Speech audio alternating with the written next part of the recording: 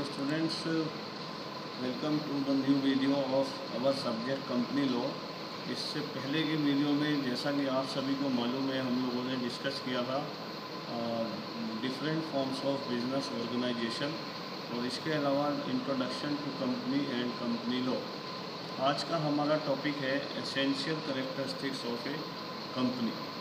जैसा कि आप स्क्रीन पर देख रहे हैं, there are different characteristics of a company, जिसमें सबसे पहली जो कैरेक्टरिस्टिक्स है वो है incorporated association. A company is an incorporated association.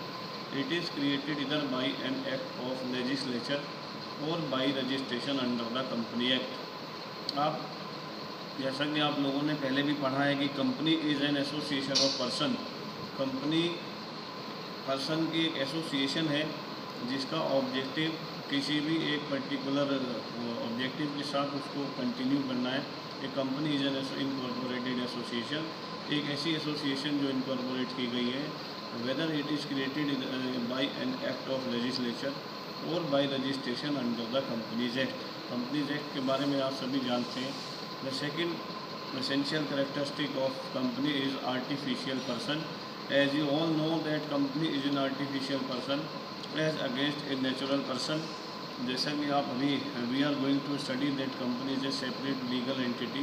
Company अपने प्रमोटर से सेपरेट लीगल एंटिटी होती है, लेकिन ये एक नेचुरल पर्सन नहीं है, एक आर्टिफिशियल पर्सन है। और ऊपर आपने अभी भी पढ़ा है कि company is created either by an act of legislature और by registration under the companies act. It is created by a process of law. It has no physical existence, it has no soul and it is called an artificial person. जैसा कि आप जानते हैं कि it is created by a process of law because it has no any physical existence. इसकी कोई physical existence नहीं है जिसको हम देख सकते हैं, ऐसा नहीं है कुछ भी। It has no soul and it is called an artificial person.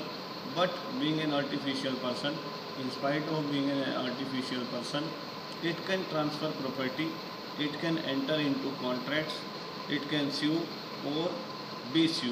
ये कंपनी एक आर्टिफिशियल पर्सन है। अब क्योंकि एक पर्सन है इसलिए ये प्रॉपर्टी ट्रांसफ़र भी कर सकती है, कॉन्ट्रैक्ट में एंटर भी हो सकती है, इसको स्यू भी किया जा सकता है और ये स्यू भी कर सकती है। जैसा कि लिखा है यहाँ पर कंपनी कैन स्यू और बी स्यू।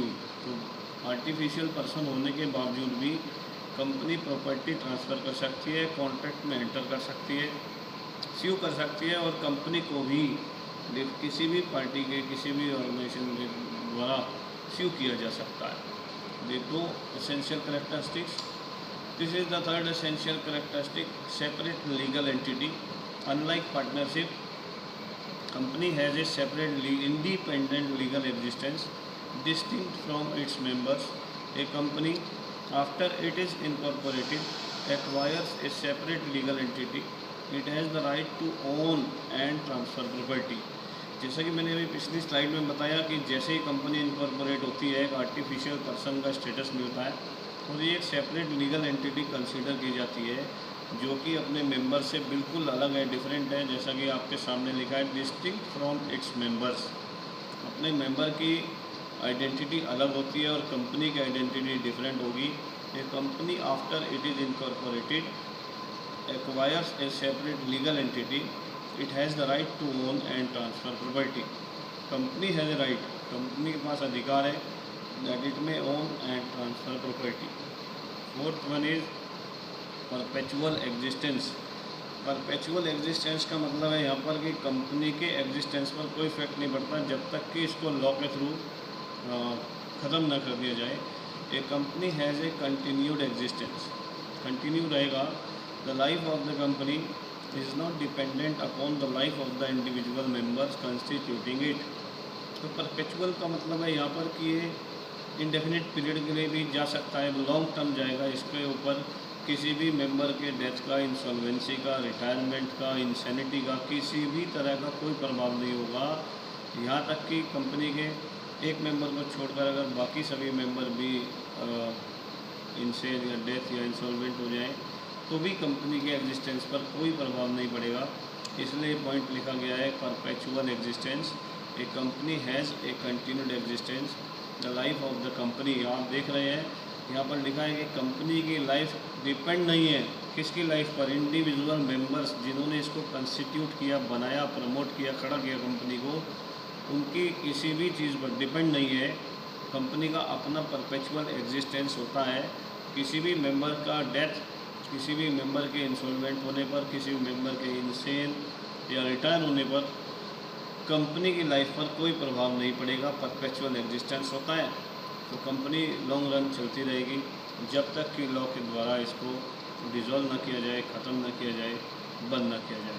तो what it wants to say that company has no effect of the death, insolvency, insanity और रिटायरमेंट ऑफ द मेंबर्स जिन्होंने इसको कंस्टिट्यूट किया है। That what I want to say, a company has the perpetual existence. Next is common seal. Seal का मतलब है यहाँ पर सिग्नेचर से स्टार्ट से, the company is an artificial person. अभी आपने पढ़ा कई बार, कंपनी एक आर्टिफिशियल पर्सन है। It can not act by itself. अब क्योंकि ये नेचुरल पर्सन तो नहीं है आपकी हमारी तरह, जो अपना काम ये खुद भी कर सकती है। That's why because it is an artificial person, that's why it cannot act by itself and it has to act through natural person। Company act तो करती है और पर्सन भी आर्टिफिशियल पर्सन है, लेकिन इसको नेचुरल पर्सन की तरह ही कुछ काम भी करना होगा। अभी आपने पढ़ा कि ये कॉन्ट्रैक्ट भी कर सकती है, प्रॉपर्टी को ओन भी कर सकती है, और अब नेचुरल पर्सन पर डिपेंड है उसके एक्ट करने के लिए। That is the directors. Natural persons कौन है यहाँ पर? हु आर रिस्पॉन्सिबल, वो हैं directors. And directors while entering into contracts on behalf of the company. ये डायरेक्टर्स की रिस्पॉन्सिबिलिटी है कि जो भी कॉन्ट्रैक्ट्स वो कंपनी के बिहाफ पर कर रहे हैं, एंटर हो रहे हैं, they are required by law to affix the company seal as a token of its signature. वो कंपनी की सील को एफिक्स करेंगे जब भी कंपनी के बिहाफ पर किसी भी कॉन्ट्रैक्ट में एंटर होंगे। This is the duty responsibility of the directors while entering into contracts on behalf of the company. They are required, it is required by law to affix the company's seal as a token of its signature. The common seal, what is the common seal? Common seal क्या है? The common seal is the official signature of the company. इस line से meaning इसका clear हुआ होगा। The common seal is the official signature of the company which is required to be affixed to make the contract binding on the company. तो जैसे ही उस contract पर company की कॉमन सील को आप पुटअप करेंगे, फिक्स करेंगे, कंपनी उसके लिए बाउंड होगी।